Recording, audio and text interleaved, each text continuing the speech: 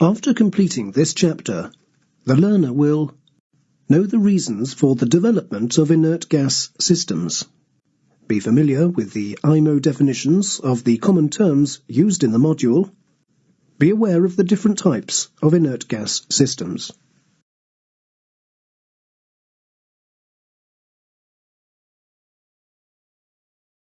As the size of oil tankers increased towards the end of the 1960s, the incidence of explosions in cargo tanks also increased. The explosions were due to ignition of flammable vapor in the tank's atmosphere. The ignition source was, in many cases, thought to be the static electricity charge that built up in the tank atmosphere during cargo and ballast operations, and especially tank cleaning operations. These often disastrous incidents led to the introduction of regulations, systems, and operational procedures designed to improve the safety of all types of tankers, not just oil tankers. One of the main changes that came about was the practice of maintaining an inert atmosphere in the tanks during all operations. By ensuring that the tank atmosphere is inert throughout cargo, ballast, and tank cleaning operations, the risk of explosion is minimized, if not removed. This was achieved by fitting inert gas systems on board. Many gas carriers also require cargo tanks, interbarrier spaces, and other spaces between cargo tanks and hull to be inerted. The design and operation of inert gas systems is regulated to ensure safety, with the main regulations being included in a number of IMO publications.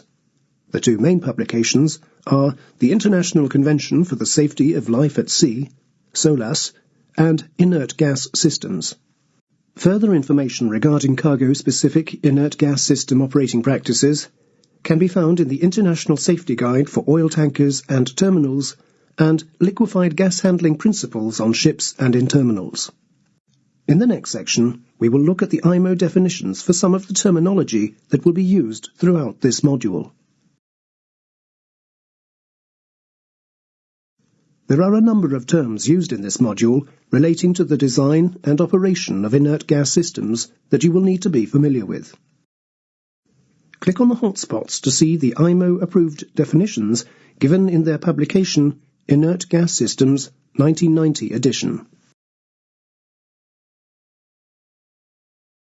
Inert gas. A gas or a mixture of gases, such as flue gas, containing insufficient oxygen to support the combustion of hydrocarbons. Inert condition.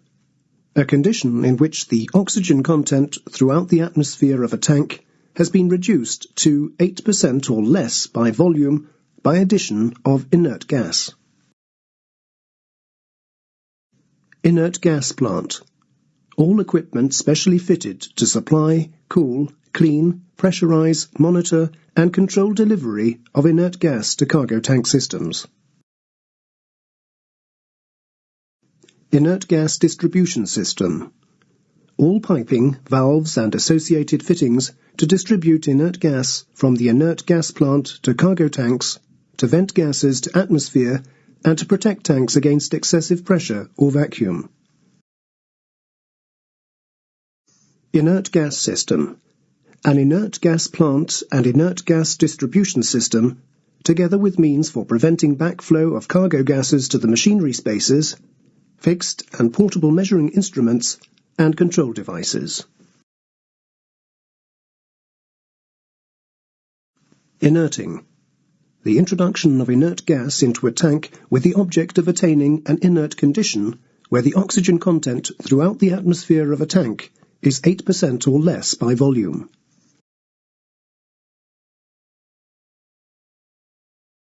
Gas freeing. The introduction of fresh air into a tank with the object of removing toxic, flammable, and inert gases and increasing the oxygen content to 21% by volume. The introduction of inert gas into a tank already in the inert condition with the object of further reducing the existing oxygen content and/or reducing the existing hydrocarbon gas content to a level below which combustion cannot be supported if air is subsequently introduced into the tank. topping up. The introduction of inert gas into a tank which is already in the inert condition, with the object of raising the tank pressure to prevent any ingress of air. Cargo tank atmospheres are naturally over-rich for much of the time, as they contain too much hydrocarbon gas for there to be a risk of explosion. However, unintended ingress of air can dilute the atmosphere to such a condition that the risk of explosion is present. It is therefore considered safer to maintain cargo tank atmospheres in an inert state. There are different systems available to provide inert tank atmospheres on board ship. The choice of system for a particular vessel is determined by such factors as the machinery installation and the cargo characteristics.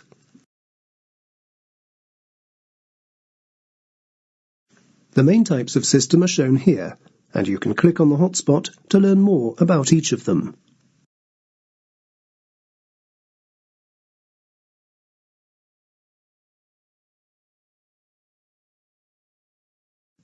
Flue gas systems use normal boiler exhaust gases as the source of inert gas. An efficiently operating boiler with a correctly adjusted combustion unit will produce exhaust gas with an oxygen content of less than 5%. The boiler exhaust gas has to be treated before it can be put into a cargo tank, and suitable equipment must be included in the system, such as a scrubber unit which cleans and cools the exhaust gas. Most crude oil carriers and many product carriers which are fitted with steam plant use flue gas systems, since the gas is readily available from the steam boiler exhaust.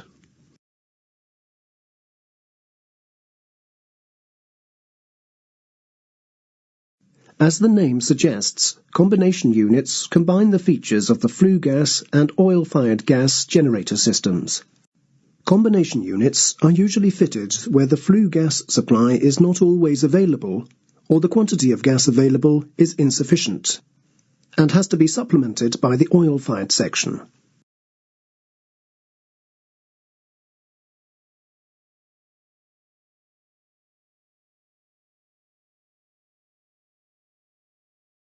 Oil-fired, independent inert gas generators are usually capable of producing gas with oxygen content less than 3% by volume, and are fitted either when no boiler is available or when oxygen content requirements are stricter than can be obtained from a flue gas system. The inert gas generator usually has a high-efficiency burner unit and a water-jacketed furnace, which may incorporate the scrubber unit. The other parts of the system are similar to those for a flue gas system. Although inert gas generators can operate on heavy fuel or distillate fuel, they are often operated with distillate, so that a better quality gas, cleaner with low oxygen content, is produced. We will look at this system in detail as fitted to oil tankers over the next few chapters of this module.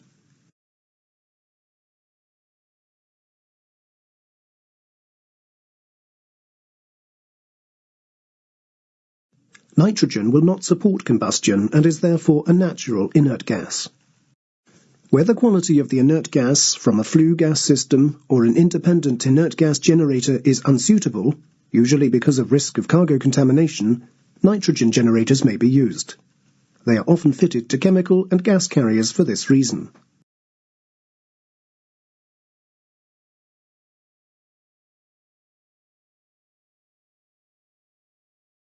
Even though the capacity of nitrogen generators has increased greatly over the past few years, they are not always capable of producing sufficient inert gas for some situations, particularly for large vessels.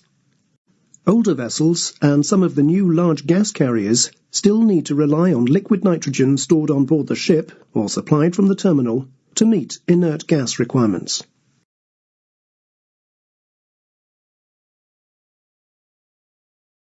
In this chapter, we have looked at the need for inert gas and the different systems that are available to provide it.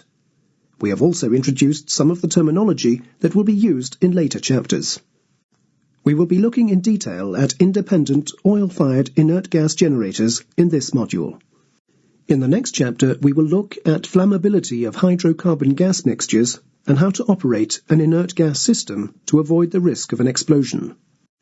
Before moving on to the next chapter, you should attempt the questions in the following pages to check your understanding so far.